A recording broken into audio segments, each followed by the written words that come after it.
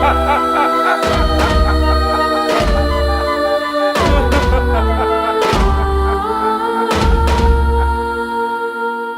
Hello ನಮಸ್ತೆ ವೀಕ್ಷಕರೇ, ನೀವು ನೋಡ್ತಾ ಇದ್ದೀರಾ ಚೌಕಿ ಚಿಟ್ ಚಾಟ್ ವಿಶೇಷ ಕಾರ್ಯಕ್ರಮ. ನಾನು ಗೌತಮ್ ಬ್ರಹ್ಮಾವರ.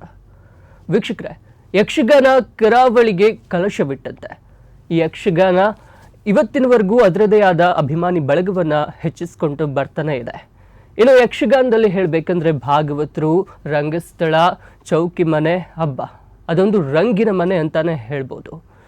ಈ ಯಕ್ಷಗಾನದ ಜೊತೆಗೆ ಚೌಕಿಯ ಒಂದಿಷ್ಟು ಕಲರವ ಅದು ಬೇರೆನೇ ಒಂದು. ಸೊ ಇವತ್ತು ನಮ್ಮ ಜೊತೆ ಚೌಕಿ ರಂಗಿನ ಮನೆ ಚಿತ್ರತಂಡ ನಮ್ಮ ಜೊತೆಗಿದೆ. ಸೊ ಅವರನ್ನ ಕಾರ್ಯಕ್ರಮಕ್ಕೆ ಆತ್ಮೀಯವಾಗಿ ಸ್ವಾಗತಿಸೋಣ. ಇವತ್ತು ನಮ್ಮ ಜೊತೆಗಿದ್ದಾರೆ ಚೌಕಿ ರಂಗಿನ ಮನೆ ಚಿತ್ರದ ನಿರ್ದೇಶಕರಾದ ಜಯಪ್ರಕಾಶ್ ಅವರು. ಸರ್, ಕಾರ್ಯಕ್ರಮಕ್ಕೆ ಆತ್ಮೀಯವಾದ ಸ್ವಾಗತ. ನಮಸ್ತೆ. ಹಾಗೆ ಚೌಕಿ ಚಿತ್ರದ ಕ್ಯಾಮ್ರಾಮ್ಯಾನ್ ಆಗಿರುವಂತ ನಮ್ಮ ದೇರಳಕಟ್ಟೆ ಸುರೇಶ್ ಅವರು ಇದ್ದಾರೆ. ಸರ್, ಕಾರ್ಯಕ್ರಮಕ್ಕೆ ಆತ್ಮೀಯವಾದ ಸ್ವಾಗತ ನಿಮಗೂ. ಸರ್, ಚೌಕಿ ರಂಗಿನ ಮನೆ ಚಿತ್ರ ಒಂದು ಮಾಡಿದ್ದೀರಿ, ಒಂದು ಕಲಾತ್ಮಕವಾದ ಚಿತ್ರ ಅಂತಾನೆ ಹೇಳ್ಬೋದು. ಚೌಕಿ ರಂಗಿನ ಮನೆ, ಈ ಯಕ್ಷಗಾನದಲ್ಲಿ ಚೌಕಿ ಅಂತ ಹೇಳಿದ್ರೆ ಅಲ್ಲಿ ಚೌಕಿ ಬರೀ ಅದೊಂದು ನೇಪಥ್ಯದ ಒಂದು ತಾಣವಲ್ಲ, ಅದು ಇಡೀ ಯಕ್ಷಗಾನಕ್ಕೆ ಒಂದು ಪೂರ್ವ ಸಿದ್ಧತಾ ಕೇಂದ್ರ ಅಂತಾನೆ ಹೇಳ್ಬೋದು. ಸೊ ಅಲ್ಲಿ ಒಂದಿಷ್ಟು ಪಾತ್ರಧಾರಿಯ ದುಗುಡ ದುಮ್ಮಾನಗಳು ಇರ್ತವೆ, ಹಾಗೆ ಎಲ್ಲ ಪಾತ್ರಗಳ ಒಂದು ಶ್ರೇಣೀಕೃತ ಆರ್ಡರ್ಗಳು ಅಲ್ಲಿರ್ತವೆ. ಸೊ ಅಭಿಮಾನಿಗಳ ಸಂಭ್ರಮ ಅಲ್ಲಿ ನಡೀತಾ ಇರ್ತದೆ. ಸೊ ಈ ರೀತಿ ಒಂದು ಚೌಕಿಯ ಚಿತ್ರಣ ನಿಮ್ಮ ಚಿತ್ರದಲ್ಲಿ ತೆರೆದಿಟ್ಟಿದ್ದೀರಿ. ಸೊ ಒಟ್ಟಾರೆ ಈ ಚೌಕಿ ರಂಗಿನ ಮನೆ ಚಿತ್ರ ಹೇಗೆ ಶುರುವಾಯಿತು, ಯಾವ ರೀತಿ ಈ ಟೀಮ್ ಒಟ್ಟಾಯಿತು ಅಂತ ಹೇಳಲಿಕ್ಕೆ? ಮೊದಲಿಗೆ ಸ್ಪಂದನ ಚಾನಲ್ನ ಎಲ್ಲ ವೀಕ್ಷಕರಿಗೂ ನಮಸ್ಕಾರಗಳು. ನಿಮ್ಮ ಪ್ರಶ್ನೆಗೆ ಬರ್ತೇನೆ ಗೌತಮ್ ಬ್ರಹ್ಮಾವರ್ ಸರ್. ಚೌಕಿ ಅನ್ನೋ ಸಂಪೂರ್ಣವಾದ ಪರಿಕಲ್ಪನೆ ಆದದ್ದು ನಮ್ಮ ಸ್ನೇಹಿತರಾದಂತಹ ದೇರ್ಲಕಟ್ಟೆ ಸುರೇಶ್ ಅವರು, ಇವರಿಂದನೇ ಆದದ್ದು ಸಂಪೂರ್ಣವಾದ ಪರಿಕಲ್ಪನೆ. ಇದು ಯಾಕೆ ಚೌಕಿ ಅಂತ ಟೈಟಲನ್ನು ನಾವು ಚೂಸ್ ಮಾಡಿದ್ವಿ ಶೀರ್ಷಿಕೆ ಅಂತಂದರೆ, ಇಲ್ಲಿ ಒಂದು ಪ್ರಕ್ರಿಯೆ ಆಗುತ್ತೆ. ಅದು ಪ್ರಪಂಚದ ಎಲ್ಲ ಕಲಾವಿದನಿಗೂ ಒಂದು ಬಣ್ಣ ಹಚ್ಚಿದ ನಂತರ ತನ್ನ ವ್ಯಕ್ತಿತ್ವವನ್ನು ನಿಧಾನವಾಗಿ ಅವನ ಕಷ್ಟಗಳು ಏನೇನು ಇರುತ್ತೆ ಸಮಾಜದಲ್ಲಿರೋ ವ್ಯಕ್ತಿತ್ವ ಮೆಲ್ಲಕ್ಕೆ ಕಳಿಸ್ತಾ ಹೋಗುತ್ತೆ. ಆ ಒಂದು ಪ್ರಕ್ರಿಯೆ, ಆ ಒಂದು ಕ್ರಿಯೆ ಏನಿದೆ ಆ ಎಳೆಗೆ ಈ ಒಂದು ಶೀರ್ಷಿಕೆ ತುಂಬ ಹತ್ತಿರ ಅನಿಸ್ತು. ಅದಕ್ಕೆ ಚೌಕಿ, ಅದು ಇಂಗ್ಲೀಷಲ್ಲಿ ಗ್ರೀನ್ ರೂಮ್, ಮೇಕಪ್ ರೂಮ್. ಈ ಒಂದು ಮೇಕಪ್ಪನ್ನು ನಾವು ಹಾಕ್ತಾ ಹಾಕ್ತಾ ಹಾಕ್ತಾ ತನ್ನ ವ್ಯಕ್ತಿತ್ವವನ್ನು ಕಳಿಸ್ತಾ ಮತ್ತೊಂದು ವ್ಯಕ್ತಿತ್ವಕ್ಕೆ ಟ್ರಾನ್ಸ್ಫಾರ್ಮೇಷನ್ ಅಂತಂದರೆ ವರ್ಗಾವಣೆ ಆಗಬೇಕಾದ್ರೆ ಅಲ್ಲಿ ಹಲವಾರು ರೀತಿಯ ಒಂದು ಮನೋವಿಜ್ಞಾನವಾದ ಕ್ರಿಯೆ ಇದೆ. ಅದು ಕ್ರಿಯೆ ಆದಾಗಲೇ ಇನ್ನೊಂದು ವ್ಯಕ್ತಿತ್ವಕ್ಕೆ ಅದು ಮುಟ್ಲಿಕ್ಕೆ ಆಗೋದು. ಹಾಗಾಗಿ ಈ ಶೀರ್ಷಿಕೆ ಆ ಒಂದು ಕ್ರಿಯೆಗೆ ತುಂಬಾ ಹತ್ತಿರ ಅನಿಸ್ತು. ಅದು ಬಣ್ಣದ ಜೊತೆ ಆಗ್ತಕ್ಕಂಥ ಕ್ರಿಯೆ ಆಗಿರೋದ್ರಿಂದ ಚೌಕಿ ರಂಗಿನ ಮನೆ. ನೀವು ಹೇಳಿದ್ರಿ ದೇರಳಕಟ್ಟೆ ಸುರೇಶ್ ಸರ್, ನಿಮ್ಮಿಂದ ಈ ಪರಿಕಲ್ಪನೆ ಹುಟ್ಕೊಳ್ತು ಅಂತ ಅವ್ರು ಹೇಳ್ತಾರೆ. ಈ ಚೌಕಿ ರಂಗಿನ ಮನೆ ಒಂದು ಕಲಾತ್ಮಕ ಚಿತ್ರ ಅಂತಾನೆ ಹೇಳ್ಬೋದು. ಸೊ ಅದು ಅಷ್ಟು ಸುಲಭ ಅಲ್ಲ ಮಾಡೋದು. ಸೊ ಅದ್ರ ಬಗ್ಗೆ ಹೇಳೋದಾದ್ರೆ ಏನ್ ಹೇಳ್ತೀರಿ? ಕಥೆಯ ಬಗ್ಗೆ ಕೇಳ್ತಾ ಇದ್ದೀರಾ? ಇಡೀ ಸಿನಿಮಾದ ಬಗ್ಗೆ, ಅಂದ್ರೆ ನಿಮ್ ಪರಿಕಲ್ಪನೆ ಹುಟ್ಟು ಅಂತ ನೀವು ಹೇಳಿದ್ರಿ. ಸೊ ಹೇಗೆ ಆಮೇಲೆ ಅದು ಎಷ್ಟು ಚಾಲೆಂಜಿಂಗ್ ಅನಿಸ್ತು ತರುವಾಗ, ಯಾವ ರೀತಿ ಎಲ್ಲ? ಹೌದು, ಅಂದರೆ ಬೇಸಿಕಲಿ ತುಂಬ ಸಣ್ಣದರಿಂದಲೂ ನಾನು ಯಕ್ಷಗಾನ ಪ್ರೇಮಿ. ಯಕ್ಷಗಾನ ಆಮೇಲೆ ತಾಳಮದ್ದಲೆ ಇದನ್ನು ನೋಡ್ತಾ ಬೆಳೆದವ್ರು ನಾವು. ಹಿಂದಿನ ಕಾಲದಲ್ಲಿ ನಿಮ್ಗೆ ಗೊತ್ತಲ್ಲ, ಒಂದು 20-30 ಇಯರ್ಸ್ ಬ್ಯಾಕ್ ಎಂಟರ್ಟೈನ್ಮೆಂಟ್ ಅಂತ ಇದ್ದದ್ದು ಇದು ಮಾತ್ರ. ಟಿ ವಿ ಎಲ್ಲ ಇರಲಿಲ್ಲ ಆ ಕಾಲಕ್ಕೆ. ಅದರ ಜೊತೆಗೆ ಬೆಳೆದವ್ರು ನೋಡಿ, ಚೈಲ್ಡ್ಹುಡ್ ಅದರ ಜೊತೆ ಬೆಳೆದವ್ರು ನಾವು. ಆವಾಗಲೇ ಒಂದು ಇದಿತ್ತು, ಅಂದರೆ ಒಂದು ಸರ್ಟನ್ ಏಜಿಗೆ ಬರುವಾಗ ಒಂದು ಯಕ್ಷಗಾನದ್ದು ಏನಾದರೂ ಮಾಡಬೇಕು ಏನಾದರೂ ಒಂದು ಶಾರ್ಟ್ ಫಿಲ್ಮ್ ಆದರೂ ಮಾಡಬೇಕು ಅಂತ. ಆಮೇಲೆ ನಾವು ಇದು ಮಾಡಿದ್ವಿ, ಡಿಪ್ಲೊಮಾ ಮಾಡಿದ್ರು ಅದರಲ್ಲಿ, ವಿಡಿಯೋ ಎಡಿಟಿಂಗ್ ಮತ್ತು ಸಿನಿಮಾಟೋಗ್ರಫಿ. ಹೌದು, ಅದು ಮಾಡುವಾಗ ಇವರು ಸಿಕ್ಕಿದ್ರು ನನಗೆ, ಜೊತೆ ಆದ್ವಿ ನಾವು, ಜೊತೆಯಲ್ಲಿ ಕಲಿತವ್ರು ನಾವು. ಅವರ ಹತ್ರ ಹಂಚ್ಕೊಳ್ತಾ ಇದೆ. ಅವ್ರು ಹೇಳ್ತಾ ಇದ್ರು, ಇದನ್ನು ನಾವು ಶಾರ್ಟ್ ಫಿಲ್ಮ್ ಏನಾದರೂ ಒಂದು ಮಾಡೋಣ. ಅಲ್ಲಿಂದ ಶುರು ಆದದ್ದು ಜರ್ನಿ. ಆ್ಯಕ್ಚುಲಿ ಒಂದು ಸಣ್ಣ ಮಟ್ಟಿಗೆ ಒಂದು ಪ್ರಯತ್ನಕ್ಕೆ ನಾವು ಇಳಿದದ್ದು. ಅದು ಥಿಯೇಟರ್ ರಿಲೀಸ್ ಆಗೋ ಆ ಲೆವೆಲ್ಗೆ ಬಂದು ಅದರ ಹಿಂದೆ ಎಲ್ಲ ಇವರದೇ. ನಮ್ದು ಏನು ಸಣ್ಣ ಒಂದು ಎಳೆ ಅನ್ನೋದೇ ಅವರ ಕೈಗಿಟ್ಟದಷ್ಟೇ. ಅದನ್ನೇ ಡೆವಲಪ್ ಮಾಡಿ ಅದ್ರ ಜೊತೆ ಚಾಮುಂಡೇಶ್ವರಿ ಸ್ಟುಡಿಯೋ ತನಕ ಹೋಗಿ ಆ ಮಟ್ಟಕ್ಕೆ ಅದರ ಬೆನ್ನ ಹಿಂದೆ ಬಿದ್ದು ಇಷ್ಟು ಥಿಯೇಟರ್ ಇವತ್ತು ರಿಲೀಸಿಗೆ ಏನಾಗಿದೆ ಅದಕ್ಕೆಲ್ಲ ಕಾರಣಕರ್ತರವರು. ಅದರ ಹಿಂದಿನ ಏನು ಎಲ್ಲ ಕ್ರೆಡಿಟ್ಸ್ಗಳು ಅದು ಅವರಿಗೆ ಹೋಗುತ್ತೆ, ಜಯಪ್ರಕಾಶ್ ನಿರ್ದೇಶಕರಿಗೆ. ಸರ್ ಜಯಪ್ರಕಾಶ್ ಸರ್ ಅವ್ರು ಹೇಳ್ತಾರೆ, ಅವ್ರ ಪರಿಕಲ್ಪನೆ ಒಂದು ನಿಮ್ಮ ಜೊತೆ ಹೇಳ್ತಾರೆ, ಅದನ್ನ ತಗೊಳ್ಬೇಕು, ಓಕೆ ಮಾಡುವ ಅಂತ ನಿಮ್ಗೆ ಯಾಕನ್ಸ್ತು? ಹೇಗೆ ಶುರು ಮಾಡಿದ್ರಿ? ಆ್ಯಕ್ಚುಲಿ ಅದು ಶುರು ಮಾಡಲಿಕ್ಕೆ ಕಾರಣ ಅಂದರೆ, ಈಗ ಇವರು ತುಂಬ ಪುಸ್ತಕಗಳನ್ನು ಓದ್ತಾ ಇದ್ರು. ಈಗ ಶಿವರಾಮ ಇವರು ತುಂಬ ಪುಸ್ತಕ ಓದುವ ಹವ್ಯಾಸ. ಇವ್ರ ಮನೇಲಿ ಒಂದು ದೊಡ್ಡ ಲೈಬ್ರರಿ ಇದೆ. ಅದು ಕನ್ನಡ ಸಾಹಿತ್ಯದ ಬಗ್ಗೆ ಅಂತೂ ಅದ್ಭುತವಾದಂಥ ಕಲೆಕ್ಷನ್ಸ್ ಇದೆ ಅವ್ರ ಮನೇಲಿ. ಹಾಗಾಗಿ ಮತ್ತು ಅವರಲ್ಲಿ ಕೆಲವು ಸೆಲೆಕ್ಟೆಡ್ ಬುಕ್ಸ್ಗಳನ್ನು ಓದಿ, ಕಗ್ಗಗಳು, DVG ಅವ್ರದ್ದು ಕಗ್ಗಗಳಾಗಲಿ ಅಥವಾ ಡಾಕ್ಟರ್ ಶಿವರಾಮ್ ಕಾರಂತ್ ಅವ್ರದ್ದು ಮನಸ್ಸುಗಳು, ಕೆಲವು ತುಂಬ ಹಲವಾರು ಪುಸ್ತಕಗಳು, ಅವರು ವಿಚಾರ ಇಲ್ಲದೇನೆ ಯಾವುದು ಕೂಡ ಅವ್ರು ಹೇಳೋದಿಲ್ಲ ಪರಿಕಲ್ಪನೆ. ಅವ್ರಿಗದು ಆ ಥರ ಹೇಳಿದೆ ಅಂದರೆ ನನಗೆ ಅವ್ರ ಮೇಲೆ ನಂಬಿಕೆ. ಯಾಕಂದ್ರೆ ಅವ್ರು ಆ ಥರ ಹೇಳಿದ್ರು ಅಂದಮೇಲೆ ಅದೊಂದು ಮೆಚ್ಯೂರಿಟಿ ಇದೆ, ಪ್ರಬುದ್ಧತೆ ಇದೆ, ಯೋಚನೆ ವಿಚಾರವಾದ ಪ್ರಬುದ್ಧತೆ ಇದೆ. ಹಾಗಾಗಿ ನನಗದು ಅವ್ರು ಹೇಳಿದ ಒಂದು ಲೈನ್ ಪರಿಕಲ್ಪನೆ ಒಂಥರ ಹೊಸ್ತು ಅನಿಸ್ತು. ಈಗ ನೋಡಿ, ಯಕ್ಷಗಾನ ಕುರಿತಾಗಿ ನೀವು ಒಂದು ಚಿತ್ರ ತಗೊಂಡ್ರೆ 2000ದಿಂದ 2023ವರೆಗೆ ತಗೊಂಡ್ರೆ ತುಂಬ ಕಮ್ಮಿ ಚಿತ್ರಗಳು ಅದರ ಮೇಲೆ ಆಗಿರ್ತಕ್ಕಂಥದ್ದು. ಆದರೆ ಅದು ಸಾಮಾಜಿಕವಾಗಿ ಬರ್ತಕ್ಕಂಥದ್ದು. ಆದರೆ ಪ್ರಯೋಗಾತ್ಮಕವಾಗಿ ಆಗಿರ್ತಕ್ಕಂಥದ್ದು ನನ್ನ ಪ್ರಕಾರ, ನನ್ನ ಸಂಶೋಧನೆ ಸರ್ವೆ ಪ್ರಕಾರ ಇದೇ ಮೊದಲು ಅಂದ್ಕೊಳ್ತೇನೆ. ಯಾಕೆಂದರೆ ಆ ಒಂದು ಪ್ರಯೋಗಾತ್ಮಕ, ಈಗೊಂದು ಯಕ್ಷಗಾನ ಅಂದರೆ ಯಕ್ಷಗಾನ ಕಲಾವಿದನ ಸಾಮಾಜಿಕ ಸಮಸ್ಯೆಗಳು, ಒತ್ತಡ, ಜೀವನ, ಕುಟುಂಬ ಸಾಗಿಸೋದು, ಹಣಕಾಸಿನ ಹೀಗೆ ಬರುತ್ತೆ. ಆದರೆ ಈ ಚಿತ್ರ ಆ ಒಂದು ಆಯಾಮನ ಮುಟ್ಟೋದಿಲ್ಲ. ಇದು ಮುಟ್ಟೋ ಆಯಾಮನೇ ಬೇರೆ ಇದೆ. ಯಾವುದು ಅಂತಂದರೆ ಪ್ರಯೋಗಾತ್ಮಕ. ಯಾಕೆ ಹೇಳ್ತಾ ಇದ್ದೇನೆ ಅಂದರೆ, ಒಂದು ಮನೋವಿಜ್ಞಾನದ ಒಂದು ಕ್ರಿಯೆ ಇದೆ. ಆ ಕ್ರಿಯೆಯನ್ನು ಕುರಿತಾಗಿ ಕಾನ್ಷಿಯಸ್ ಮತ್ತು ಒಂದು ಸಬ್ಕಾನ್ಷಿಯಸ್ ಎರಡು ಮನಸ್ಸಿನ ಒಂದು ಕಮ್ಯುನಿಕೇಷನ್, ಒಂದು ಸಂಪರ್ಕ ಇದೆ. ಅದೇ ಒಂದು ಪ್ರಯೋಗಾತ್ಮಕವಾಗಿರುತ್ತೆ. ಅದನ್ನು ಚಿತ್ರದಲ್ಲೇ ನೀವು ನೋಡಿದರೆ ಆ ಬಿಗ್ ಸ್ಕ್ರೀನಲ್ಲಿ, ಅಂದರೆ ಇದೇನು ದೊಡ್ಡ ಒಂದು ಮಟ್ಟದ ಚಿತ್ರ ಅಂತ ನಾನೇನು ಹೇಳೋದಿಲ್ಲ, ಸಣ್ಣ ಮಟ್ಟದ ಪ್ರಯತ್ನ. ಆದರೆ ಅದರ ಕಂಟೆಂಟ್ ಏನಿದೆ ಅದು ಮಾತ್ರ ಶ್ರೀಮಂತಿಕೆ. ಅದರಲ್ಲಿ ಏನು ಬಡತನ ಇಲ್ಲ. ಕಂಟೆಂಟಲ್ಲಿ ಶ್ರೀಮಂತಿಕೆ ಇದೆ. ಮೇಕಿಂಗಲ್ಲಿ ನಾವು ಕಲಿಕೆ ಅಂತ ಮಾಡಿದ್ದು, ಟೆಲಿಫಿಲ್ಮ್ ಅಂತ ಮಾಡಿದ್ದಲ್ಲ, ಹಾಗಾಗಿ ಅದರಲ್ಲಿ ನ್ಯೂನ್ಯತೆಗಳಿದೆ. ಆದರೆ ಕಂಟೆಂಟ್ ಅಂತ ಬಂದಾಗ ಅವರ ಪರಿಕಲ್ಪನೆ ಏನಿದೆ, ಇಟ್ಸ್ ವಂಡರ್ಫುಲ್. ನನ್ನ ಪ್ರಕಾರ ವಂಡರ್ಫುಲ್. ಅದೇ ಇತ್ತೀಚಿನ ಎಲ್ಲ ಕಮರ್ಷಿಯಲ್ ಸಿನಿಮಾದಲ್ಲಿ ಯಕ್ಷಗಾನ ಒಂದಿಷ್ಟು ಸೇರಿಸಿರ್ತಾರೆ, ಅಲ್ಲೆಲ್ಲ ಒಂದಿಷ್ಟು ಬಿಟ್ಟು ಹಾಗೆ ಹೀಗೆ. ಸೊ ಯಕ್ಷಗಾನವನ್ನ ಈ ಕಲಾತ್ಮಕ ಚಿತ್ರದ ರೀತಿಯಲ್ಲಿ ಪ್ರಸ್ತುತಪಡಿಸೋದು ತುಂಬಾ ಕಷ್ಟ ಅಂತಾನೆ ಹೇಳ್ಬೋದು. ಒಂದಿಷ್ಟು ಚಾಲೆಂಜಸ್ ಎಲ್ಲ ಬರ್ತದೆ. ಸೊ ಈಗ ನಾವು ಈಗಷ್ಟೇ ಟೀಸರ್ ಕೂಡ ನೋಡಿದ್ವಿ. ಸೊ ಒಂದ್ ಕಡೆ ಟೀಸರ್ ನೋಡಿದಾಗ ನಮ್ಗೆ ಅನ್ಸುತ್ತೆ, ಓಕೆ ಒಂದಿಷ್ಟು ಪೋಯಿಟಿಕ್ ಅಂಶನೂ ಒಂದಿಷ್ಟಿದೆ, ಅಂದ್ರೆ ಡೈಲಾಗ್ಸ್ ಅದಿದೆಲ್ಲ. ಸೊ ಅದು ಯಾವ ರೀತಿ, ಹೇಗೆ? ಅದಕ್ಕೆ ಮುಖ್ಯ ಕಾರಣ ನಮ್ಮ ದೇರ್ಲಕಟ್ಟಿ ಸುರೇಶ್ ಅವರು. ನಾನು ಹೇಳಿದೆ, ಪುಸ್ತಕಗಳನ್ನ ತುಂಬಾ ಓದ್ತಾರೆ ಮತ್ತು ಅವರ ಸಂಭಾಷಣೆಯನ್ನು ಕೂಡ ಈ ಚಿತ್ರಕ್ಕೆ ಬರ್ತಿದ್ದಾರೆ. ಅದೆಲ್ಲವೂ ಕೂಡ ಒಂದು ಕಾವ್ಯಾತ್ಮಕವಾಗಿದೆ. ನೀವು ತುಂಬ ಕಮ್ಮಿ ಚಿತ್ರದಲ್ಲಿ ನಿಮಗದು ಕಾವ್ಯಾತ್ಮಕವಾದ ಸಂಭಾಷಣೆಯನ್ನು ನೋಡಲಿಕ್ಕೆ ಸಿಗೋದು. ಯಾಕೆಂದರೆ ಒಂದು ಕಾವ್ಯಾತ್ಮಕವಾಗಿ ನೀವು ಸಂಭಾಷಣೆ ಬರೀಬೇಕಾದ್ರೆ ಅದರ ಜ್ಞಾನ ಇರಬೇಕು ಮತ್ತು ಅರ್ಥದ ಒಂದು ಅನುಭವಿಸ್ಲಿಕ್ಕೆ ಬರಬೇಕು. ಆ ಒಂದು ಪದ ಬಳಕೆ, ಪದ ಪ್ರಯೋಗ ಏನು ಮಾಡ್ತೇವೆ ಅದನ್ನು ಅನುಭವಿಸ್ಲಿಕ್ಕೆ ಬರಬೇಕು. ಆವಾಗ ಕನ್ನಡ ಸಾಹಿತ್ಯದ ಒಂದು ಬ್ಯೂಟಿ ಸಿಗ್ತದೆ, ಆ ಒಂದು ಮಜಾ ಸಿಗ್ತದೆ. ಅದಕ್ಕೆ ಅದು ಕಾವ್ಯಾತ್ಮಕವಾಗಿ ಮುಖ್ಯ ಕಾರಣ ಅದು ಅವರೇ. ಯಾಕೆ ನಾನು ಬರೀ ಸೀನನ್ನು ಎಕ್ಸ್ಪ್ಲೈನ್ ಮಾಡ್ತಿದ್ದೆ.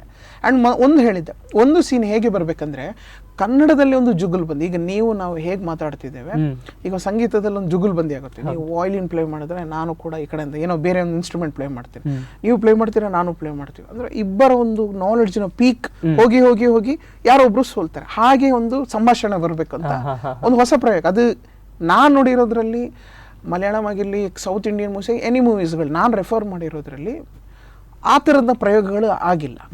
ಆ ಒಂದು ದೃಶ್ಯದಲ್ಲಿ ಈ ಚಿತ್ರದಲ್ಲಿ ಆ ಪ್ರಯೋಗ ಆಗಿದೆ. ಅದಂತೂ ನಾನು ವಿತ್ ಸ್ಟ್ರಾಂಗ್ ಕಾನ್ಫಿಡೆಂಟ್ಲಿ ನಾನು ಹೇಳ್ತೇನೆ. ಅದೇ ಒಂದು ಟೀಮ್ ವರ್ಕ್ ಅಲ್ಲಿ ಒಂದು ಜಿದ್ದಿ ಒಬ್ಬರೊಬ್ಬರಲ್ಲಿ ಇದ್ರೆ ಅಂದ್ರೆ ಓವರ್ ಆಲ್ ಒಂದು ಪ್ರಾಡಕ್ಟ್ ತುಂಬಾ ಚೆನ್ನಾಗಿ ಬರುತ್ತೆ ಅಂತ. ಹೌದು. ಓಕೆ, ಟೀಸರ್ ಕೂಡ ನೋಡಿದ್ವಿ. ಒಂದಿಷ್ಟು ಯಕ್ಷಗಾನ ವಿಜುವಲ್ಸ್ ಎಲ್ಲ, ಒಂದಿಷ್ಟು ಫ್ರೇಮ್ಸ್ ಎಲ್ಲ ಚೆನ್ನಾಗಿ ಬಂದಿದೆ. ಸಿನಿಮಾಟೋಗ್ರಫರ್ ಬಗ್ಗೆ ಹೇಳೋದಾದ್ರೆ ಅವ್ರು ಯಾವ ರೀತಿಯಾಗಿ ವರ್ಕ್ ಮಾಡಿದ್ರು? ಸಿನಿಮಾಟೋಗ್ರಫರ್ ಅದು ಅವ್ರ ಹತ್ರನೇ ಕೇಳಿ, ನಾನು ಆಮೇಲೆ ನೀವು ಓಕೆ ಸರ್. ಇಲ್ಲ, ನಾವು ಇದು ಕಲಿಯುವಾಗ 2015 ನಾವು ಕಲಿತಿರ್ಬೇಕಾದ್ರೆ ನನಗೆ ಆ್ಯಕ್ಚುಲಿ ಎಡಿಟಿಂಗಿಗೆ ಅಂತ ಸೇರಿದ್ದು ನಾವು. ನನಗೆ ಕ್ಯಾಮ್ರಾದ ಮೇಲೆ ಇಂಟ್ರೆಸ್ಟ್ ಇದ್ದು ನಮ್ಮ ಗುರುಗಳು ಉದಯಾನಂದ ಬರ್ಕೆ ಅಂತ ಅವರು ಕ್ಯಾಮ್ರಾ ಕೊಟ್ಟರು ನನಗೆ. ಒಂದಷ್ಟು ಸೀರಿಯಲ್ಗಳನ್ನು ಮಾಡಿದ್ವಿ, ಒಂದು ನಮ್ಮ ಲೋಕಲ್ ಇದು ತುಳು ಲ್ಯಾಂಗ್ವೇಜಲ್ಲಿ, ಆಮೇಲೆ ಕನ್ನಡ ಲ್ಯಾಂಗ್ವೇಜಲ್ಲಿ ಓಂ ಸಾಯಿ ಬಾಬಾ ಈ ಥರ ಮಾಡಬೇಕಾದ್ರೆ ನಾನು ಕ್ಯಾಮ್ರಾ ವರ್ಕ್ ನಾನೇ ಮಾಡ್ತಾಯಿದ್ದೆ. ಆಮೇಲೆ ಅದು ಅದರ ಮೇಲೆ ಇದು ಜಾಸ್ತಿ ಆಯಿತು ನನಗೆ ಒಲವು ಎಡಿಟಿಂಗಿಗಿಂತ ಅದು. ಸೊ ಆವಾಗ ಒಂದು ಸಣ್ಣದೊಂದು ಕ್ಯಾಮ್ರಾ ಪರ್ಚೇಸ್ ಮಾಡಿ 7S ಆಲ್ಫಾ ಪರ್ಚೇಸ್ ಮಾಡಿ ನಾವು ಇದಕ್ಕೆ ಇಳಿದದ್ದು ಸೀದಾ. ಸೊ ಕ್ಯಾಮರಾ ಜೊತೆ ಅಟ್ಯಾಚ್ಮೆಂಟ್ ಮತ್ತು ಇದು ನನ್ನದೇ ಕಾನ್ಸೆಪ್ಟ್ ಆಗಿರೋದ್ರಿಂದ ನಮ್ಮದೇ. ಸೊ ಅದೊಂದು ಲೊಕೇಶನ್ಗಳೆಲ್ಲ ಹತ್ತಿರ, ನಮ್ಮ ಬಂಟ್ವಾಳ ಸುತ್ತಮುತ್ತ ಒಂದು ಹಾಗೆ ಹೋಯಿತು ಸರ್ ಅದು ಜರ್ನಿ. ವಸ್ತು ತಗೊಂಡು ಅದ್ರ ಜೊತೆನೆ ಇದು ಮಾಡ್ತಾ ಹೋದೆ. ಈ ಚಿತ್ರದ ಒಂದು ಪರಿಕಲ್ಪನೆ ನಿಮ್ದೇ ಆಗಿರೋದ್ರಿಂದ ನಿಮ್ಗೆ ವಿಜುವಲ್ ತೆಗಿಲಿಕ್ಕೂ ತುಂಬಾ ಈಸಿ ಆಯ್ತು. ಹೌದು ಹೌದು ಹೌದು. ಅಂದ್ರೆ ಕತೆಗಳೆಲ್ಲ ಕತೆ ಆಗಿತ್ತು, ಸ್ಕ್ರೀನ್ ಪ್ಲೇ ಬರ್ದದ್ದು ಇವರಾದ್ರು ಅದು ಯಾವ ಬೇಕು ಬ್ಯಾಕ್ಗ್ರೌಂಡ್ ಏನು ಬೇಕು ಅದು ಗೊತ್ತಾಗ್ತಾ ಇತ್ತು ನನಗೆ. ಅವ್ರು ಕೂತು ಮಾತಾಡ್ತಿದ್ವಿ ನಾವು. ಮತ್ತೆ ದೂರ ಹೋಗುವಷ್ಟು ದೊಡ್ಡ ಬಜೆಟ್ ಇರಲಿಲ್ಲ, ಇದ್ದಲ್ಲೇ ಒಂದು ರಮಣೀಯವಾದ ಸ್ಥಳಗಳು ಎಲ್ಲೆಲ್ಲಿ ಸಿಗ್ತದೆ ಅದನ್ನೆಲ್ಲ ಕ್ಯಾಪ್ಚರ್ ಮಾಡಿ. ಅಂದ್ರೆ ಕಲಾತ್ಮಕ ಕ್ಯಾಮ್ರಾ ವರ್ಕ್ ಮಾಡೋದು ಅದೊಂಥರ ಬೇರೆನೇ ಇರುತ್ತೆ, ಅದ್ರ ಫ್ಲೇವರೇ ಬೇರೆ. ಒಂದು ಕಮರ್ಷಿಯಲ್ ರೊಮ್ಯಾಂಟಿಕ್ ಅಥವಾ ಲವ್ ಅಥವಾ ಆಕ್ಷನ್ ಕ್ರೈಮ್ ಥ್ರಿಲ್ಲರ್ ಅಥವಾ ಬ್ಲಡ್ ಶೆಡ್ ಇರುವಂತದ್ದು, ರಕ್ತಪಾತ, ಇದು ರೌಡಿಸಮ್, ಅದ್ರದ್ದು ಫ್ಲೇವರೇ ಬೇರೆ ಇರುತ್ತೆ. ಇದರದ ಕ್ಯಾಮ್ರಾ ವರ್ಕ್ ಆರ್ಟ್ ಮೂವಿ ಇದು ಮಾಡಬೇಕಾದ್ರೆ ಒಂಥರ ಅವರು ಹೇಗೆ ಮಾಡ್ಬೇಕಂದ್ರೆ ಫುಲ್ ಡಲ್ ಲೈಟ್ಸ್ ಇರುತ್ತೆ, ಶೇಡ್ ಬೇರೆ ಇರುತ್ತೆ, ಹೆವಿ ಲೈಟ್ಸು ಆ ಥರ ನಿಮಗೆ ಹಾಗೆ ಸಿಗಲ್ಲ. ಇದನ್ನ ಆಮೇಲೆ ಈ ಕಲಾತ್ಮಕ ಚಿತ್ರನ ವೀಕ್ಷಣೆ ಮಾಡುವಂಥ ಒಂದು ಆಡಿಯನ್ಸೇ ಬೇರೆ ಇರ್ತಾರೆ, ಪ್ರೇಕ್ಷಕರು. ಇವರು ಈಗ ನೀವು ಅಂತಾರಾಷ್ಟ್ರೀಯ ಚಲನಚಿತ್ರೋತ್ಸವಕ್ಕೆ ಹೋದಾಗ, ಎನಿ ಇಂಟರ್ನ್ಯಾಷನಲ್ ಫಿಲ್ಮ್ ಫೆಸ್ಟಿವಲ್ಗೆ ಹೋಗಿ, ನಿಮ್ಗೆ ಅಲ್ಲಿ ಕಮರ್ಷಿಯಲ್ ಮೂವೀಸ್ಗಳು ಕಮ್ಮಿ ಪ್ಲೇ ಆಗುತ್ತೆ, ಲೆಸ್ಸರ್, ಅಂದರೆ ಪ್ಲೇ ಆಗಲ್ಲ ಅಂತಲ್ಲ, ಆಗುತ್ತೆ ಲೆಸ್. ಬಟ್ ಕಂಟೆಂಟ್ ಬೇಸ್ಡ್ ಮೂವೀಸ್ಗಳು ಅದು ವರ್ಲ್ಡ್ ವೈಡ್ ಬರುತ್ತೆ. ಅಲ್ಲಿ ಎಲ್ಲದಕ್ಕೂ ಇಂಗ್ಲೀಷ್ ಸಬ್ ಟೈಟಲ್. ಅಲ್ಲಿ ನೀವು ಈ ಕಂಟೆಂಟ್ಸ್ ಮೂವೀಸ್ಗಳನ್ನು ಸ್ವಲ್ಪ ಇಂಟೆಲೆಕ್ಚುವಲ್ ಆಡಿಯನ್ಸ್ಗಳು ಅಥವಾ ಅದನ್ನು ಪ್ರೀತಿಸೋರು, ಒಂಥರ ಕಂಟೆಂಟ್ ಬೇಸಲ್ಲಿ ಟ್ರಾವೆಲ್ ಮಾಡೋರಿಗೆ ಈ ಥರ ಚಿತ್ರಗಳು ಇಷ್ಟ ಆಗುತ್ತೆ, ಕಲಾತ್ಮಕ ಚಿತ್ರ. ಇನ್ನು ಟೀಸರ್ನಲ್ಲಿ ನೋಡಬೇಕಾದ್ರೆ ಒಂದಿಷ್ಟು ಯಕ್ಷಗಾನ ವಿಜುವಲ್ಸ್ ಎಲ್ಲ ಒಂದು ಕಡೆ ಒಂದಿಷ್ಟು ರಿಚ್ ಆಗಿ ಬಂದಿದೆ. ಸೊ ಅದಕ್ಕೆಲ್ಲ ಪ್ರಿಪ್ರೇಷನ್ಸ್ ಎಲ್ಲ ಯಾವ ರೀತಿ ಆಯಿತು, ಹೇಗೆ? ಆ್ಯಕ್ಚುಲಿ ಸರ್ ಏನಂದರೆ, ಯಕ್ಷಗಾನ ಇನ್ನೂ ತುಂಬ ರಿಚ್ ಆಗಿ ತೋರಿಸೋ ಆಸೆ ಇತ್ತು ಇಬ್ಬರಲ್ಲೂ. ಅದು ಕೆಲವೊಂದು ಇದಕ್ಕೆ ನಿರ್ಮಾಪಕರಂತಲೇ ಮುಖ್ಯವಾಗಿ ಒಂದು ಡ್ರೀಮ್ ಸ್ಟುಡಿಯೋ ಎಂಟರ್ಟೈನ್ಮೆಂಟ್ ಅಂದರೆ ನಾವೆಲ್ಲ ಸೇರಿ, ಮತ್ತು ಇನ್ನೊಂದು ಮುಖ್ಯ ನಿರ್ಮಾಪಕರಂದರೆ ಚಾಮುಂಡೇಶ್ವರಿ ಸ್ಟುಡಿಯೋರು. ಅದು ಅವರು ಸಪೋರ್ಟ್ ಇಲ್ಲ ಅಂದರೆ ಇವತ್ತೊಂದು ನಾವು ಥಿಯೇಟ್ರಿಗೆ ತರಲಿಕ್ಕೆ ಆಗ್ತಾ ಇಲ್ಲ ಇದು. ಯಾಕೆಂದರೆ ನಾವೇ ಮಾಡಿರೋದ್ರಿಂದ ಒಂದು ಪ್ರಾಪರ್ ಒಂದು ಪ್ರೊಡ್ಯೂಸರ್ ಅಂತ ಸಿಕ್ಕಿದಾಗ ಒಂದು ಎಷ್ಟೋ ಥಿಯೇಟ್ರಲ್ಲಿ ರಿಲೀಸ್ ಮಾಡ್ಬೋದಿತ್ತು. ಬಟ್ ಇದು ನಮಗೊಂದು ನಂಬಿಕೆ ಏನಂದರೆ, ಯಕ್ಷಗಾನ ದಕ್ಷಿಣ ಕನ್ನಡ, ಉಡುಪಿ, ಮತ್ತು ನಮ್ಮ ಶಿವಮೊಗ್ಗದ ಕೆಲವು ಸೊರಬದ ಜಾಗದಲ್ಲಿ ಯಕ್ಷಗಾನ, ಅಲ್ಲೊಂದು, ಮತ್ತು ಕುಮಟಾ ಕಾರವಾರ, ತೆಂಕುತಿಟ್ಟು, ಬಡಗತಿಟ್ಟು ಆ ಕಡೆ, ಮತ್ತು ಹೀಗೆ ಯಕ್ಷಗಾನ ಯಾವುದೊಂದು ಈ ಬೆಲ್ಟ್ ಇರುತ್ತೆ ಅಲ್ಲಿ ನಾವು ಇದನ್ನು ಯಾಕಂದರೆ ಯಕ್ಷಗಾನ ಪ್ರೇಮಿಗಳು ವೀಕ್ಷಣೆ ಮಾಡೋ ಅದರ ಪ್ರೇಕ್ಷಕರೇ ಅತಿ ಹೆಚ್ಚು ನೋಡಬಹುದು ಅನ್ನೋ ನಂಬಿಕೆ. ಸೊ ಹಾಗಾಗಿ ಒಂದು ಯಾವುದೇ ರೀತಿಯ ಬೇರೆ ಒಂದು ನಮ್ಗೆ ಇದರಲ್ಲಿ ಏನು ನಿರೀಕ್ಷೆ ಇಲ್ಲ, ಒಂದು ಆ ಥರ ಇದರಲ್ಲಿ ಹಣ ಬರ್ತದೆ ಇದು ಮಾಡಬೇಕಂತ. ಬಟ್ ಸಬ್ಜೆಕ್ಟ್ ಒಂದು ಪ್ರಯತ್ನ ಮಾಡಿದ್ದೇವೆ, ಅದನ್ನು ಪ್ರೇಕ್ಷಕರ ಅದರಲ್ಲಿ ನಾವು ಕೇಳ್ಕೊಳ್ಳೋದು ಇಷ್ಟೇ, ಈ ಥರ ಸಬ್ಜೆಕ್ಟಿನ ಒಂದು ಚಿತ್ರಗಳನ್ನು ಒಂದು ಪ್ರೋತ್ಸಾಹಿಸಿ, ಆವಾಗ ನಮಗೆ ಮುಂದಿನ ಈ ಕಂಟೆಂಟ್ ಮೇಲೆ ಮಾಡಲಿಕ್ಕೆ ಇನ್ನೂ ಸಹಾಯ ಆಗ್ತದೆ. ಅಂದರೆ ಸಹಾಯ ಅನ್ನೋದಕ್ಕಿಂತ ಒಂದು ಗ್ರಿಪ್, ಇನ್ನೂ ಒಂದು ಹೊಸ ವಿಚಾರಗಳನ್ನು ನಾವು ಆ್ಯಕ್ಚುಲಿ ಇದನ್ನು ಇಂಟರ್ನ್ಯಾಷನಲ್ ಫಿಲ್ಮ್ ಫೆಸ್ಟಿವಲ್ ಅಬ್ರಾಡ್ಗೆಲ್ಲ ನಾವು ತೋರಿಸ್ಲಿಕ್ಕೆ ಈಗಲೂ ನನಗೆ ತುಂಬ ಪ್ರಯತ್ನ ಪಡ್ತಿದ್ದೇನೆ. ಕನ್ನಡ ಪರ ಸಂಘದವರು ಅಮೇರಿಕ, UK ಯಾರಿದ್ದಾರೆ, just one show that's enough. ನಮಗೇನು ಅಲ್ಲಿಂದ ಸಂಭಾವನೆ ವಿ ಆರ್ ನಾಟ್ ಎಕ್ಸ್ಪೆಕ್ಟ್, ಯಾಕಂದರೆ ಎಲ್ಲ ಹಳ್ಳಿಯ ಸೀನ್ ಆಗಿರೋದ್ರಿಂದ ಅವ್ರಿಗದು ಇಷ್ಟ ಆಗ್ತದೆ. ಅದು ಅವರಲ್ಲಿ ಕೂಡ, ಯಾಕೆಂದರೆ ಅದೊಂದು ಟ್ರಾವೆಲ್ ಮಾಡೋದೇ ಕತೆ ಜೊತೆ ವಿಭಿನ್ನವಾಗಿರುತ್ತೆ. ಯಕ್ಷಗಾನ ಅನ್ಕೊಳ್ಳಿ ಏನಂತಾರೆ, ಎಲ್ಲ ಪ್ರಸಂಗನೇ ಇರುತ್ತೆ ಅಂತಾರೆ. ನಾನು ಇಲ್ಲಿ ಪ್ರಸಂಗ ಇಲ್ಲ, ಇದು ಪ್ರಸಂಗವೇ ಇಡೋದಾದ್ರೆ ಅದು ಯಕ್ಷಗಾನ ಮೂವಿ ಯಾಕೆ, ಇದು ಬೇರೆ ಥರ ಟ್ರಾವೆಲ್ ಆಗುತ್ತೆ. ಅದೇ ಹೇಳೋದಲ್ಲ, ಮನೋವಿಜ್ಞಾನ ಜೊತೆಗೆ ಕಲಾವಿದ ಮತ್ತು ಕಲಾವಿದನ ಕೆಲವು ಆ ಕ್ರಿಯೆ ಪರಾಕಾಯ ಆಗುವಂಥ ಕ್ರಿಯೆ, ಅಲ್ಲಿ ಟ್ರಾವೆಲ್ ಆಗುವಂಥ ಅಂಶಗಳು.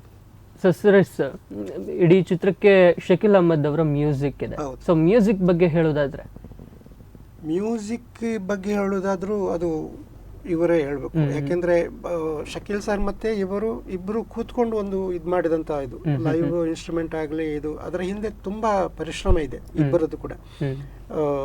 ಜಯಪ್ರಕಾಶ್ ಅವರೇ ಹೇಳ್ಬೇಕು.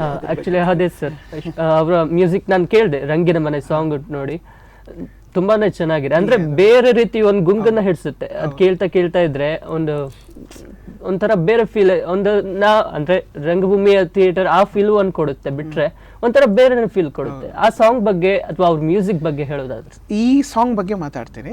ಮ್ಯೂಸಿಕ್ ಡೈರೆಕ್ಟರ್ ಬಂದು ಶಕೀಲ್ ಅಹಮದ್ ಹಾಸನದವರು. ಏನಕ್ಕೆ ಈ ಸಾಂಗ್ ರಂಗಿನ ಮನೆಯು ಕರೆಯುತ್ತಿದೆ, ರಂಗಿನ ಗುಂಗು ಸೆಳೆಯುತ್ತಿದೆ ಅಂತ ಒಂದು ಇದೆ. ಈಗ ನೋಡಿ, ನೀವು ಹೇಳಿದ್ರಿ ಒಂಥರ ಏನೋ ಒಂದು ಎಳಿತಾ ಇದೆ, ಅಟ್ರಾಕ್ಟ್ ಆಗ್ತಿದೆ ಸಾಂಗು. ಆ ಮಾಡಬೇಕಾದ್ರೆ, ನಾನು ಕಂಪೋಸ್ ಮಾಡಬೇಕಾದ್ರೆ ಅವ್ರಿಗೆ ನಾನು ಹೇಳಿದ ಅದೇನೆ, ನನಗೆ ಈ ಹಾಡು ಹೇಗಿರ್ಬೇಕಂತಂದ್ರೆ ಒಂದು ಒಂದು ವಶೀಕರಣ ಆದಾಗೆ, ಹಿಪ್ನೋಟೈಸ್ ಆಗ್ಬೇಕು. ಯಾರೇ ಕೇಳಿ ನಿಮ್ಗೆ ನನ್ನ ಥಾಟ್ ಇದ್ದಿದ್ದು 4 ವರ್ಷದ, ಯಾಕಂದ್ರೆ ಇದು 2015 ಆದ ಚಿತ್ರ ಇದು. ಈಗ ನಾವು ತೆರೆಗೆ ತರ್ತಾ ಇದ್ದೇವೆ, ಅದು ಆಮೇಲೆ ಮಾತಾಡ್ತೀನಿ. ಈಗ ಮ್ಯೂಸಿಕ್ ಇದ್ರ ಬಗ್ಗೆ ಅವ್ರಿಗೆ ಹೇಳಿದಿಷ್ಟೇ, ಇದು ನನಗೆ ಒಂದು ಸೆಳಿಬೇಕು. ಯಾರೇ ಕೇಳಿ ಒನ್ ಟೈಮ್ಗಾದ್ರೂ ಅದೊಂದು ಅವ್ರಿಗೊಂದು ಅಟ್ರಾಕ್ಷನ್ ಆಗಬೇಕು ಅಂತ. ಅದಕ್ಕೆ ಆವಾಗ ನೋಡಿ, ಈಗ ನೀವು ಹೇಳಿದ್ರಿ ಏನೋ ಎಳೀತಾ ಇದೆ ಅಂತ, ನಂಗೆ ಅದೇ ಬೇಕಿತ್ತು. ಸೊ ಅದೇ ಆಯ್ತು, ವರ್ಕೌಟ್ ಆಯ್ತು ಅನ್ಕೊಳ್ತೀನಿ ವರ್ಕ್. ಈ ಹಾಡು ಸರ್ ಏನು ಅಂತಂದ್ರೆ, ಎಷ್ಟೋ ಕಲಾವಿದರು, ಪ್ರಪಂಚದಲ್ಲಿರೋ ಎಷ್ಟೋ ಕಲಾವಿದರು, ಯಕ್ಷಗಾನದವರು ಸೇರಿ ಹೇಳ್ತಾ ಇರೋದು, ಒಂದು ಕಲೆಯವರನ್ನ ಅವರಿಗೆ ಗೊತ್ತಾಗದಿರೋ ರೀತಿಯಲ್ಲಿ ಎಳಿತಾ ಇರುತ್ತೆ. ಅದು ಏನೇ ಆಗಿರ್ಬೋದು. ಈಗ ನಿಮಗೆ ಆ್ಯಂಕರಿಂಗ್ ಆಗಿರ್ಬೋದು, ನನಗೆ ಡೈರೆಕ್ಷನ್, ಅವರಿಗೆ ಛಾಯಾಗ್ರಹಣ, ಹಲವಾರಿಗೆ ಅವ್ರವ್ರದ್ದೇ. ಒಂದು ಕಡೆ ಮನೆಯ ಪರಿಸ್ಥಿತಿನೂ ಕೂಡ ಅದು ಆ ಕಲೆ ಕಡೆ ಹೋಗಕ್ಕೆ ಬಿಡಲ್ಲ. ಇದೆರಡರ ಮಧ್ಯದಲ್ಲಿ ಒಬ್ಬ ಮನುಷ್ಯ ನಿಂತಿರ್ತಾನೆ. ಒಂದು ಕಡೆ ಆ ಕಡೆ ಹೋಗ್ಲಾ, ಒಂದು ಕಡೆ ಈ ಕಡೆ ಹೋಗ್ಲಾ, ಇಲ್ಲ ಒಂದು ಸೈಡ್ ಈ ಕಡೆ ಹೋಗ್ಲಾ, ಇಲ್ಲ ಆ ಸೈಡ್ ಹೋಗ್ಲಾ, ಬ್ಯಾಲೆನ್ಸ್ ಆಗ್ತಾ ಇರಬೇಕು. ಒಂದೇ ಕಡೆ ಹೋಗ್ಬಿಟ್ರೆ ಇನ್ನೊಂದು ಬ್ಯಾಲೆನ್ಸ್ ಆಗಲ್ಲ. ಸೊ ಇಲ್ಲಿ ಈ ಹಾಡಲ್ಲಿ ಆ ಗುಂಗು, ಯಕ್ಷಗಾನದ ರಂಗಿನ ಮನೆ, ಬಣ್ಣದ ಮನೆ, ಆ ಚೌಕಿಯ ಮನೆ ಎಳಿತಾ ಇದೆ. ಗೊತ್ತಾಗ್ತಿಲ್ಲ, ಹಲವಾರು ಪ್ರಶ್ನೆಗಳು ಮೂಡ್ತಾ ಇದೆ, ಗೊತ್ತಾಗ್ತಾ ಇಲ್ಲ. ಯಾಕೆ ಎಳಿತಾ ಇದೆ ಅದು ಗೊತ್ತಿಲ್ಲ. ಹೋಗಿ ಪಾಠನೂ ಕಲ್ತಿಲ್ಲ, ಗುರುಗಳ ಹತ್ರನೂ ಏನೂ ಕಲ್ತಿಲ್ಲ, ಏನೂ ಇಲ್ಲ. ಆದರೂ ಕೂಡ ನನ್ನಲ್ಲಿ ಅದನ್ನು ಎಳಿತಾ ಇದೆ. ಆ ಬಣ್ಣದ ಮನೆ, ಆ ಚಂಡೆಯ ಶಬ್ದ, ಆ ಎಲ್ಲವೂ ಕೂಡ ಸೆಳಿತಾ ಇದೆ ಅನ್ನೋ ಒಂದು ಫೀಲ್ ಬರಬೇಕಿತ್ತು. ಅದರ ಮೇಲೆ ಆದ ಕಂಪೋಸಿಷನ್ ಈ ಹಾಡು ರಂಗಿನ ಮನೆಯು ಕರೆಯುತ್ತೆ. ಚಿತ್ರದ ಬಗ್ಗೆ ಇನ್ನಷ್ಟು ಮಾತಾಡೋಣ, ಅದಕ್ಕಿಂತ ಮುಂಚೆ ಒಂದು ಸಣ್ಣ ವಿರಾಮ ತಗೊಂಡು ಬರೋಣ. ವೀಕ್ಷಕರೇ, ಅವರ ಜೊತೆ ಮಾತುಕತೆ ಇನ್ನೂ ಮುಂದುವರಿಯುತ್ತೆ. ಈಗ ಚೌಕಿ ಚಿಟ್ ಚಾಟ್ ನಲ್ಲಿ ಒಂದು ಸ್ಮಾಲ್ ಬ್ರೇಕ್.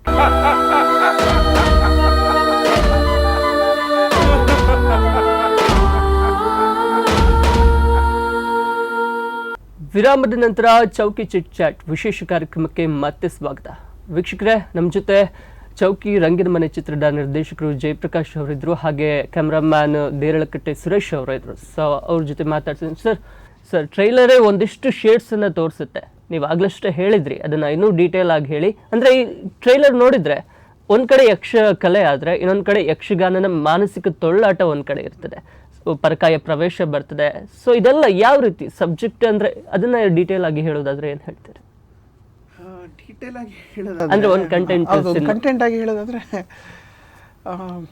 ಚಿತ್ರ ಏನಂದರೆ ನನಗೆ ಮುಖ್ಯವಾಗಿ ನಾನು ಒಂದು ಆ್ಯಂಗಲಲ್ಲಿ ನೋಡಿದ್ದು, ಒಂದು ಅಪ್ಲೈ ಆಗಬೇಕಂತ ಒಂದು ವಿಚಾರ, ಒಂದು ಮನೋವಿಜ್ಞಾನದ ಲೈಕ್ ಎಕ್ಸ್ಪೆರಿಮೆಂಟಲ್ ಸೈಕಾಲಜಿ ಅಂತ ಹೇಳ್ತೀವಿ, ಪ್ರಯೋಗಾತ್ಮಕ, ಆ ಥರ ಬರಬೇಕು, ಆ ದಿಕ್ಕಲ್ಲಿ ಅದು ಟ್ರಾವೆಲ್ ಆಗಬೇಕಂತ ಇದ್ದದ್ದು. ಯಾಕಂದರೆ ಇವರು ಕೊಟ್ಟ ಪರಿಕಲ್ಪನೆಗೆ ಆ ಒಂದು ಟಚ್ ಕೊಟ್ರೆ ಅದು ತುಂಬ ಪ್ರಯೋಗಾತ್ಮಕವಾಗಿರುತ್ತೆ ಅನ್ನೋಕ್ಕೋಸ್ಕರ. ಅದಕ್ಕೆ ನಾನು ಹೇಳಿದ್ದು, ಇಲ್ಲಿ ಒಂದು ಯಕ್ಷಗಾನ ಕಲಾವಿದ ಅಂದ ಕೂಡಲೇ ಅವನ ಸಾಮಾಜಿಕ ಒತ್ತಡ ಅದು ಹಾಗೇ ಬರುತ್ತೆ. ಯೂಶಲಿ ಕತೆ ಅಂದ ಕೂಡಲೇ ಹಾಗೆ ಬರುತ್ತೆ. ಆದರೆ ನಾನು ಅದನ್ನು ಬಿಟ್ಟು ಬೇರೆ ಆಯಾಮ ಬೇಕಿತ್ತು, ಒಂದು ಪ್ರಯೋಗ ಆಗಬೇಕಿತ್ತು. ಆ ಕ್ರಿಯೆಗೋಸ್ಕರ ಇಲ್ಲಿ ಒಂದು ಮನಸ್ಸಿನ ಒಳಗಡೆ ಮತ್ತು ಆ ಹೊರಗಡೆ ಕಲಾವಿದ ಏನಿರ್ತಾನೆ, ಹೊರಗಡೆ ಗೊತ್ತಿರೋದು ಸಮಾಜಕ್ಕೆ, ಆದರೆ ಒಳಗಡೆ ಅವನಿಗೆ ಮಾತ್ರ ಗೊತ್ತಿರುತ್ತೆ ಒಂದು ಅದೇನು ಅನ್ನೋದು. ಹಾಗಾಗಿ ಇದೆರಡರ ಒಂದು ಡೀಟೇಲಿಂಗ್ ಆಗಿರ್ತಕ್ಕಂಥ ಚಿತ್ರನೇ ಚೌಕಿ ರಂಗಿನ ಮನೆ. ಇದೆರಡರ ಡೀಟೇಲಿಂಗ್ ಈ ಒಂದು ಟ್ರ್ಯಾಕಲ್ಲಿ, ಇದೇ ಟ್ರ್ಯಾಕಲ್ಲಿ ಹೋಗೋದಿದ್ದು, ಬೇರೆ ಟ್ರ್ಯಾಕ್ ಟಚ್ ಮಾಡಲ್ಲ ಇದು. ಯಾಕಂದ್ರೆ ಯಕ್ಷಗಾನ ಅಂತ ಇನ್ನೊಬ್ರು ಮಾಡಿದ್ರೆ ಇನ್ನು ಬೇರೆ ಟ್ರ್ಯಾಕಿಗೆ ಹೋಗುತ್ತೆ. ಬಟ್ ಈ ಟ್ರ್ಯಾಕಲ್ಲಿ ಇರುವಂಥ ಚಿತ್ರ ಅಂತ ಬಂದರೆ ಚೌಕಿ ರಂಗಿನ ಮನೆ ಚಿತ್ರ. ನಾನು ಹೇಳೋದಾದ್ರೆ ವಿತ್ ಡೀಟೇಲಿಂಗ್ ಆಗಿ ನೀವು ಒಂದು ಓವರ್ ಆಲ್ ಇದರೊಳಗೆ ಇಷ್ಟೇ ಟ್ರಾವೆಲ್ ಆಗಿ ನೋಡ್ಬೇಕಂದ್ರೆ, ಕಲಾತ್ಮಕವಾಗಿ, ಕಮರ್ಷಿಯಲ್ ಆಗಲ್ಲ, ಒಂದು ಕಲಾತ್ಮಕವಾಗಿ ಒಂದು ಎವ್ರಿ ಸೀನನ್ನು ನೀವು ನೋಡ್ತಾ ಹೋಗೋದಾದ್ರೆ, ಯಾಕಂದ್ರೆ ಯೂಶಲಿ ಕಲಾತ್ಮಕವಾಗಿ ಯಕ್ಷಗಾನ ಕಲಾವಿದರು ಒಂಥರ ಕಾವ್ಯಾತ್ಮಕವಾಗಿ ಮಾತಾಡೋದವರು ಒಂದು ಕನ್ನಡ ಸಾಮಾನ್ಯವಾಗಿ ನೋಡಿ ಒಂಥರ ಹಾಗೆ ಇರುತ್ತೆ. ಹಾಗಾಗಿ ಅದರ ಬಳಕೆ ಮುಖ್ಯವಾಗಿ ನಮ್ಮ ದೇರ್ಲಕಟ್ಟೆ ಸುರೇಶ್ ಅವರು ಅದನ್ನೇ ಒಂದು ಕಾನ್ಸೆಪ್ಟ್ ಇಟ್ಟು ಅದು ಟ್ರಾವೆಲ್ ಅದು. ಇನ್ನು ಡೀಟೇಲ್ ಆಗಿ ನೋಡೋದಾದ್ರೆ that's why it is a ಕಲಾತ್ಮಕ ಜೊತೆಗೆ ಪ್ರಯೋಗಾತ್ಮಕವಾಗಿದೆ. ಸರಿ sir, direction wise Jayaprakash sir ಒಂದ್ ಕಡೆ ಹೀಗೆ ತಗೊಂಡು ಹೋಗಿದ್ದಾರೆ. ಸೊ ಅವರ ಡೈರೆಕ್ಷನ್ ವೇ ಎಲ್ಲ ನೋಡಿ ಹೇಗನ್ಸ್ತು? ಒಂದ್ ಕಡೆ ನನ್ನ ಪರಿಕಲ್ಪನೆ ಚೆನ್ನಾಗಿ ಬರ್ತಿದ್ಯಾ, ಹೇಗನ್ಸ್ತು? ಇಲ್ಲ, ಅದರ ಬಗ್ಗೆ ಏನು ಸಂಶಯ ಇಲ್ಲ. ಯಾಕೆಂದರೆ ಜೊತೆಯಲ್ಲೇ ಸ್ಕ್ರಿಪ್ಟ್ ಎಲ್ಲ ಮಾಡಿದವ್ರು ನಾವು. ಹೀಗೆ ಬರಬೇಕು ಅನ್ನೋದು ಅವರ ತಲೆಯಲ್ಲಿತ್ತು. ಅದು ನನ್ನ ಏನು ಕತೆ, ಏನು ಅದರ ಮೂಲ ಇದೆ, ಅದನ್ನು ಅವರ ಕೈಗೆ ಕೊಟ್ಟ ಮೇಲೆ ಅವರ ಜ್ಞಾನವನ್ನು ಅದಕ್ಕೆ ಹಾಕಿ, ಅವರು ಸೈಕೆಟ್ರಿಸ್ಟ್ HOD ಅವರು. ಸೊ ಅವರ ಮನೋವೈಜ್ಞಾನಿಕತೆಯನ್ನು ಈ ಕಥಕ್ಕೆ ಹಾಕಿ ಅದರ ದಿಕ್ಕನ್ನೇ ಒಂಥರ ಆ ಲೆವೆಲ್ಗೆ ಕೊಂಡೋಗಿ, ಅದಕ್ಕೆ ನನ್ನ ಕಥೆಯಲ್ಲಿಲ್ಲದ ಮತ್ತೆ 2 ಕ್ಯಾರೆಕ್ಟರ್ಗಳನ್ನು ಹಾಕಿ, ಅದು ಇದು ಆಗಲಿಕ್ಕೆ ಕಾರಣ ಅದು ಅವರು ಅದಕ್ಕೆ ಎಕ್ಸ್ಟ್ರಾ ಆ್ಯಡ್ ಮಾಡಿದಾರಲ್ಲ ಅದು. ಸೊ ಅದು ಮನೋವೈಜ್ಞಾನಿಕವಾಗಿ ಪ್ರಯೋಗಾತ್ಮಕವಾಗಿ ಅಂತ ಯಾಕೆ ಹೇಳ್ತಾ ಇದ್ದೀವಿ ಅಂದರೆ ಅದು ಹಾಗಿದೆ. ಅದು ಪ್ರಯೋಗಾತ್ಮಕವಾಗಿಯೇ ಇದೆ. ಅದೊಂದು ಪರಾಕಾಯ ಪ್ರವೇಶ. ಒಬ್ಬ ಕಲಾವಿದ ತನ್ನ ಬದುಕಿನ ಒಂದಷ್ಟು ಜಂಜಟಗಳನ್ನು ಹೊರಗಿಟ್ಟು ಆ ಪಾತ್ರದೊಳಗೆ ಹೋಗಬೇಕು. ಮಾನಸಿಕ ತೊಳಲಾಟಗಳಿದ್ದಾವೆ, ಗೊಂದಲಗಳಿರ್ತದೆ. ಮತ್ತೆ ಚೌಕಿ ಬಿಟ್ಟು ಬಂದ ಮೇಲೆ ಮತ್ತೆ ಅದನ್ನೇ ಎತ್ತುಕೋಬೇಕು. 1 ಗಂಟು ಕಟ್ಟಿ ಚೌಕಿಯಲ್ಲಿಟ್ಟು ಆ ಪಾತ್ರದೊಳಗೆ ಹೋಗುವುದು. ಹಾಗೆ ಹೋದರೆ ಮಾತ್ರ ಅವನೊಬ್ಬ ಉತ್ತಮ ನಟ ಆಗಬಲ್ಲ. ಯಾವ ರಂಗ ಯಾವುದೇ ಆಗಿರ್ಬೋದು, ನಾಟಕ ಆಗಿರ್ಬೋದು, ಸಿನಿಮಾ ಆಗಿರ್ಬೋದು, ಯಾವುದೇ ಆಗಿರ್ಬೋದು, ಚೌಕಿ ಎಲ್ಲದಕ್ಕೂ ಇದೆ ಅಲ್ವಾ? ಸೊ ಆ ಥರದ್ದು ನನಗೆ ಯಾವುದೇ ಗೊಂದಲ ಇರಲಿಲ್ಲ. ಇಬ್ಬರು ಜೊತೆಯಲ್ಲಿ ಕೂತ್ಕೊಂಡು ಮಾಡ್ತಾ ಇದ್ವಿ. ಹೀಗೆ ಮಾಡಿದ್ರೆ ಆಗ್ಬೋದಲ್ಲ ಎಲ್ಲವನ್ನು ಕೇಳ್ತಾ ಇದ್ರು ಅವರು. ಜೊತೆಯಲ್ಲಿ ಕೂತ್ಕೊಂಡು ಒಂದು ಸ್ಕ್ರಿಪ್ಟ್ ಆಗಲಿ ಸ್ಕ್ರೀನ್ ಪ್ಲೇ ಆಗಲಿ ಮಾಡಿದ್ರು. ಹಾಗೆ ಸರ್, ಕೊನೆಯದಾಗಿ ಹೇಳೋದಾದ್ರೆ, ಈಗ ಇಡೀ ಚಿತ್ರ ಚೌಕಿ ರಂಗಿನ ಮನೆ ನಡೆಯುತ್ತೆ. ಸ್ಟಾರ್ ಕಾಸ್ಟ್ ಹೇಗಾಯ್ತು, ಎಕ್ಸ್ಪೀರಿಯನ್ಸ್, ಇಡೀ ಶೂಟಿಂಗ್ ಎಕ್ಸ್ಪೀರಿಯನ್ಸ್ ಹೇಗಾಯ್ತು? ಒಟ್ಟಾರೆ ಹೇಳೋದಾದ್ರೆ ಸಿನಿಮಾ ಪ್ರೇಕ್ಷಕರಿಗೆ ಯಾವ ರೀತಿಯಾಗಿ ರಂಜಿಸುತ್ತೆ, ಯಾವ ರೀತಿಯಾಗಿ ಖುಷಿ ಕೊಡುತ್ತೆ, ಯಾಕೆ ನೋಡಬೇಕು ಅಂತ ಹೇಳೋದಾದ್ರೆ ಈ ಕಲಾತ್ಮಕ ಪ್ರಯೋಗಾತ್ಮಕ ಚಿತ್ರವನ್ನ, ಚೌಕಿ ರಂಗಿನ ಮನೆ ಚಿತ್ರದ ಬಗ್ಗೆ ಹೇಳೋದಾದ್ರೆ ಏನು ಹೇಳ್ತೀರಿ? ಯಾಕೆ ನೋಡಬೇಕು ಅಂತಂದರೆ, ಯಾರು ವಿಭಿನ್ನ ಚಿತ್ರಗಳನ್ನು ನೀವು ಬಯಸ್ತೀರಾ, ಆ ವಿಭಿನ್ನ ಚಿತ್ರ ಬಯಸೋರಿಗೆ ಇದೊಂದು ಚಿತ್ರ ಮುಖ್ಯವಾಗಿ. ಎರಡನೇದಾಗಿ, ನಮ್ಮ ದಕ್ಷಿಣ ಕನ್ನಡ ಉಡುಪಿಯ ಜಿಲ್ಲೆಯ ಒಂದು ಶ್ರೀಮಂತ ಕಲೆಯಲ್ಲಿ ಒಂದು ಕಲೆ ಅದು ನಮ್ಮ ಯಕ್ಷಗಾನ. ಈ ಯಕ್ಷಗಾನ ಕುರಿತಾಗಿ ಮಾಡಿರಿದಾಗ ನಮ್ಮವರು ನೋಡಿದಾಗಲೇ ಅದು ಚಂದ. ಅದು ನಮ್ಮವರು ನೋಡಿ ಅನುಭವಿಸುವ ಅದರ ಮಜಾನೇ ಬೇರೆ ಇರುತ್ತೆ. ಅದು ಬೇರೆ ಒಂದು ಪ್ರೇಕ್ಷಕರು ನೋಡೋದಕ್ಕಿಂತ ನಮ್ಮವರು ನೋಡಿದಾಗಲೇ ಅದೊಂದು ಇದಿರುತ್ತೆ. ಹಾಗೆ ಬೇರೆ ಪ್ರೇಕ್ಷಕರು ಕೂಡ ಅದನ್ನು ನೋಡಬಹುದು. ಅದು ಎರಡನೆಯ ಒಂದು ಮಾತು, ಯಾಕೆ ನೋಡಬೇಕು ಅನ್ನೋದಕ್ಕೆ. ಮೂರನೇದಾಗಿ, ಈ ಚಿತ್ರದಲ್ಲಿ ಕಂಟೆಂಟ್ ಅಂತ ಬಂದಾಗ ಅದು ವಿಭಿನ್ನತೆಯನ್ನು ಒಳಗೊಂಡಿರೋದ್ರಿಂದ, ಆ ಥರ ಸಿನಿಮಾಗಳು ಅಂದರೆ ಕಾವ್ಯಾತ್ಮಕವಾಗಿ ಪ್ರಯೋಗ ಆಗಿರೋದ್ರಿಂದ ಇದೊಂದು ಹೊಸ ಕ್ಯಾಟಗರಿ ಆಫ್ ಮೂವಿ ಇಲ್ಲಿ ಬರುತ್ತೆ. ಅದಕ್ಕೋಸ್ಕರ ನೋಡಬೇಕಂತ ಹೇಳ್ತೇನೆ ಮೂರನೇದಾಗಿ. ನಾಲ್ಕನೇದಾಗಿ, ಈ ಚಿತ್ರವನ್ನು ಯಾರು ನಟನೆ ಮಾಡಿದ್ದಾರೆ ಅವರಲ್ಲಿ ಯಾರು ಅಂತ ಒಂದು ರಂಗಭೂಮಿ ಕ್ಷೇತ್ರದಲ್ಲಿ ಹೆಸರು ಮಾಡಿರೋರಲ್ಲ, ಕ್ಯಾಮ್ರಾವನ್ನು ಫೇಸ್ ಮಾಡಿರೋರು ಎಲ್ಲರೂ ಹೊಸಬ್ರನ್ನ ಇಟ್ಟು ಮಾಡಿದಾಗ ಅದು ನೋನ್ ಫೇಸೇ ಅಲ್ಲ, ಅದ್ರ ಕ್ಯಾಮ್ರಾದ ಐಡಿಯಾನೇ ಇಲ್ಲ. ಅದಕ್ಕೆ ಹೇಳಿದ್ದು ನಾನು ಮುಂಚೆನೆ, ನ್ಯೂನತೆಗಳಿದೆ, ಡಿಫೆಕ್ಟ್ಸ್ ಆರ್ ದೇರ್. ಹಾಗಂತ ಹೇಳಿಬಿಟ್ಟು ಆ ಒಂದು ಹೊಸತನಕ್ಕೆ, ಈಗ ನಾನು ಹೊಸಬ್ರು, ಅವರು ಎಲ್ಲರೂ ಹೊಸಬ್ರಲ್ಲ, ಒಂದು ಹೊಸತನಕ್ಕೆ, ಒಂದು ಪ್ರಯತ್ನಕ್ಕೆ ಪ್ರೋತ್ಸಾಹವಾಗಿ ಒಂದು ನೋಡಿ ಅಂತ ನಾಲ್ಕನೇ ಅವಾರ್ಡ್. ಯಾಕೆ ನೋಡಬೇಕು ಅನ್ನೋದಕ್ಕೆ. ಈಗ ಓವರ್ ಆಲ್ ಬರ್ತೇನೆ, 2015ರಲ್ಲಿ ಇದೊಂದು ಪರಿಕಲ್ಪನೆ ಆಯಿತು. ಫಸ್ಟ್ ಕಿರುಚಿತ್ರ ಮತ್ತು ಟೆಲಿಫಿಲ್ಮ್ ಮಾಡಿ ಒಂದು ಸಣ್ಣ ನಮ್ಮ ಚಂದನ ಚಾನಲಲ್ಲಿ ಬಿಡುವಂಥ ಪ್ರಯತ್ನದಲ್ಲಿದ್ದೆವು. ರಾಜೇಶ್ ಕೃಷ್ಣ ಸರ್ ಅವರು ಒಂದು ಹಾಡನ್ನು ಹಾಡ್ಬಿಡ್ತಾರೆ, ಕವಿತೆ ಅಂತ ಹೇಳಿ. ಅವ್ರು ಹೇಳ್ತಾರೆ, ನನ್ನ ಒಂದು ಲೈಫ್ ಏನು ಈ ಟ್ರ್ಯಾಕ್ಸ್ ನಾನು ಏನು ಹಾಡಿದ್ದೀನಿ ಇಲ್ಲಿವರೆಗೆ, one of my best song in my life experience. ಅವ್ರು ಏನು ಇಲ್ಲಿವರೆಗೆ ಹಾಡಿದ್ರು ಅದರಲ್ಲಿ one of the best song ಅಂತ ಹಾಡ್ತಾರೆ. ನೋಡಿ, ನಮ್ಮಂಥ ಹೊಸಬರಿಗೆ ಹಾಡಿನ ದಿಗ್ಗಜರಾದಂಥ ರಾಜೇಶ್ ಕೃಷ್ಣ ಸರ್ ಅವರು ಈ ಥರ ಹೇಳಿದಾಗ ಅದು ಇನ್ನೂ ಹುಮ್ಮಸ್ ಬಂದ್ಬಿಡ್ತು. ಒಂದು ಟೆಲಿಫಿಲ್ಮ್ ಹಾಡಿಗೆ ಅವ್ರು ಇಷ್ಟೊಂದು ಇಷ್ಟ ಅಂದರೆ ಕಂಪೋಸಿಷನ್ಗೆ ಹೋಗುತ್ತೆ, ಇದು ಕ್ರೆಡಿಟ್ ಗೋಸ್ ಶಕೀಲ್ ಅಹಮದ್ ಅವರು. ಯಾಕಂದರೆ ಅವರು ಆ ಲೆವೆಲ್ಗೆ ಬೇಕಿತ್ತು ಹಾಡು. ನಾನೀಗ like old songs like Mohammed Rafi ಅವ್ರದ್ದು ಏನಿರುತ್ತೆ, ನಮ್ಮ GK ವೆಂಕಟೇಶ್ ಅವ್ರದ್ದೆಲ್ಲ ಏನಿರುತ್ತೆ ಹಳೆ ಹಾಡುಗಳು, ಆ ಒಂದು ಫ್ಲೇವರಲ್ಲಿ ಟ್ರಾವೆಲ್ ಆಗಬೇಕಂತ ಹೇಳಿದ್ದೆ. ಅವರು ಅದನ್ನೇ ಒಂದು ಮಾಡಿದರು. ಸೊ ರಾಜೇಶ್ ಸರ್ ಅವ್ರು ಬೈಟ್ಸ್ ಕೊಟ್ಟಿದ್ದಾರೆ, ಅದನ್ನೇ ನಾನು ನಿಮಗೆ ಕೇಳಿಸ್ತೇನೆ. One of the best song in my career ಅಂತ ಹೇಳಿದರು. ಅವ್ರು ಹೇಳಿದ ನಂತರ ಅವರೇ ಒಂದು ಪಾಯಿಂಟ್ ಕೊಟ್ಟರು, ಇದನ್ನು ಫಿಲ್ಮ್ ಮಾಡಿ ಇನ್ಸ್ಟೆಡ್ ಆಫ್ ಟೆಲಿಫಿಲ್ಮ್ ಅಂತ.